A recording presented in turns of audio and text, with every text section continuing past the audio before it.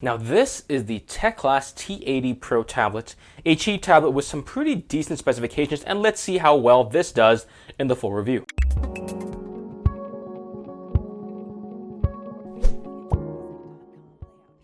Alright, so let's start with the build quality, and first, this body of the tablet is made of metal, and it feels decent. It feels like fairly thin metal, which, definitely is a minus against it, but then again, it is a metal tablet, so that's actually fine. You see that there's a Teclast logo here and a couple of words at the bottom, but of course, the top two strips right here and right here, those are actually plastic, which is to be expected because you do need plastic. Well, plastic is better for Wi-Fi reception, which it's actually pretty decent on this tablet. So, and on the back here, you can see that there's the camera, and also along the sides, you can see that there are also icons to show you what the plugs are, and I will show you them right now. So up top, you have a headphone jack, you have your micro USB, as well as your mini HDMI, and on the bottom here, you have dual speakers, which means that you're not going to get very good stereo separation, which we don't, which is a little bit sad. Finally, on this side, we have the power and the volume buttons, and that's all that you have on the tablet. And if we're looking at the bezels here, I did talk about them a little bit. You have some pretty decent bezels. You have about an inch bezel on the top and bottom, and about 6mm bezel, 7mm bezel on the side. That's not super good. I've definitely seen better, but it's definitely okay, especially for such a cheap tablet, so I won't, give it too much flack for that. All right, let's take a look at the display here, and it's actually very, very good. I'm playing a 4K clip, but it's obviously not 4K. This screen is capable of up to 1920 by 1200 resolution on an 8-inch screen, and I gotta say that the display actually looks pretty good.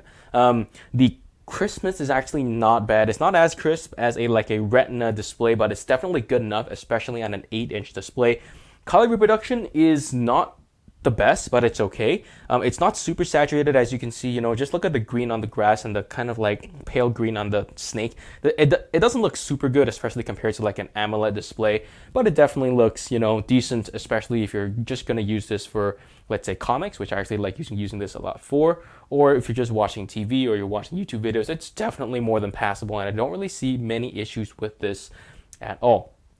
However, the issue I do see with this, before we go into the issue, which is touch sensitivity, I want to show you the brightness, and brightness is actually decent.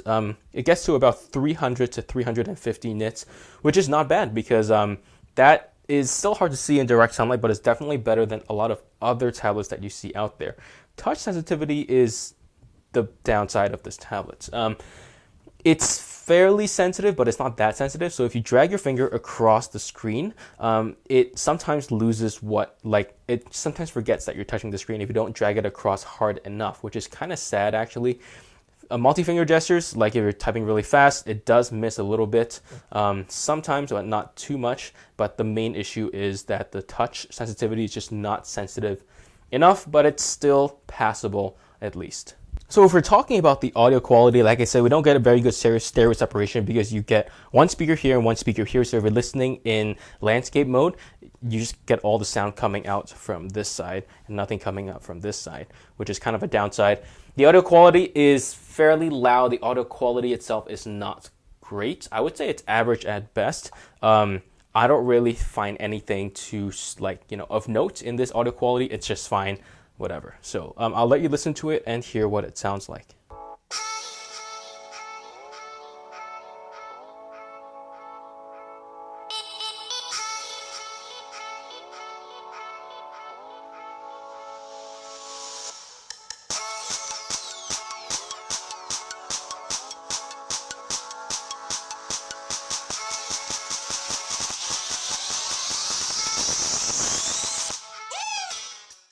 Now, battery life on this tablet is actually surprisingly good, and I think the best thing about the battery life here is actually the standby. I was losing approximately 1.5% per hour, which is actually really, really good. Sorry, I just charged the tablet, but it's really good. Standby battery life, like I said before, is about 1.5% every hour.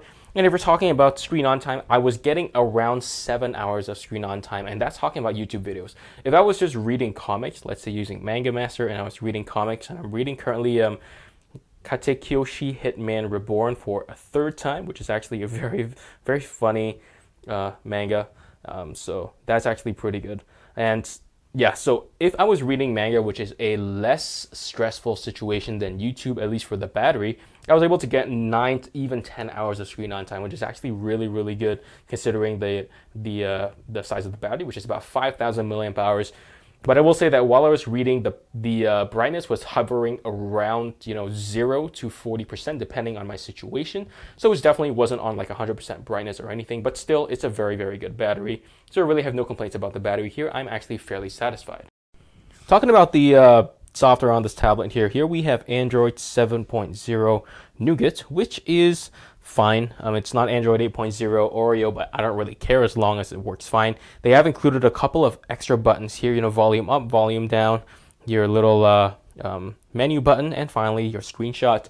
I don't know how much I like about that because of how small the touch areas are now. So you do accidentally touch, I'll touch that by mistake and I'll take a snapshot of the screen. So sometimes it does get annoying, but I would rather have it than not.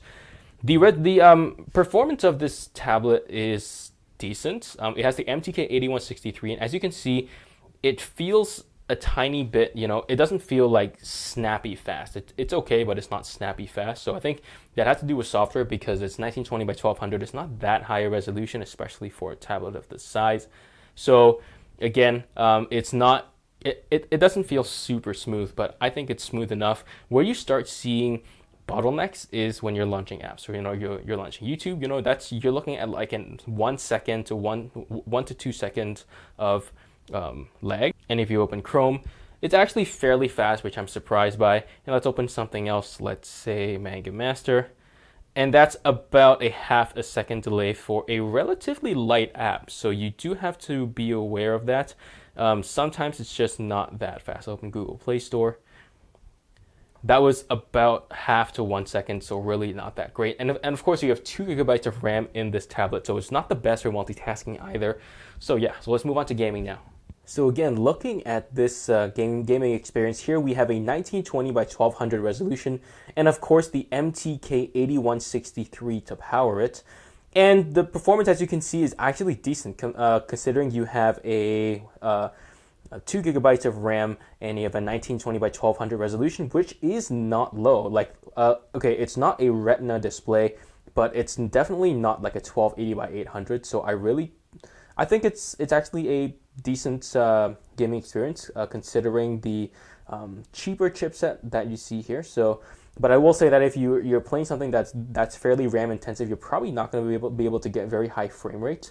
And a perfect example of that is PUBG. So I tried PUBG on this tablet, and it wasn't that great. You see Asphalt here actually works pretty well. On PUBG, I was getting a lot of lag. It really wasn't a good experience. So I really don't recommend this for intense gaming. But if you're doing light gaming, for example, like Asphalt Extreme, which, to be honest, Asphalt Extreme isn't really light gaming, but it's not like super heavy gaming either. So still though, it's good, and it's really not bad at all. Finally, talking about Wi-Fi reception, is actually really good. I was on the top floor of my house and I could get Wi-Fi reception absolutely no problem either. So really no problem there. Bluetooth also works well. It connected to my Bluetooth headphones and it works pretty good. So all in all, the Teclast P80 Pro is a decent tablet. That being said, it's a decent tablet in the grand scheme of things. If you consider the price, which is actually about $120, it's actually not bad at all. I will say that at $120, you might as well spend like $30 more and get the Lenovo P8 tablet. But if this is on sale, which I think it could be right now, it's about $100, which is actually a very, very good deal for this kind of tablet. The amount of tablet you're getting for $100 is actually very good. So at regular price, I will say that it's an okay deal, but if you find this on sale at about $100, that's a very, very good deal, and I do recommend this tablet if you are looking for a cheaper tablet. Now, that being said, be sure to check out the links in the description down below. They're having also sales on other things as well. Please hit like and subscribe and hit that little notification bell to make sure you're notified of any of the latest videos that come out in the future. Thanks so much for watching, and I'll see you guys in the next one.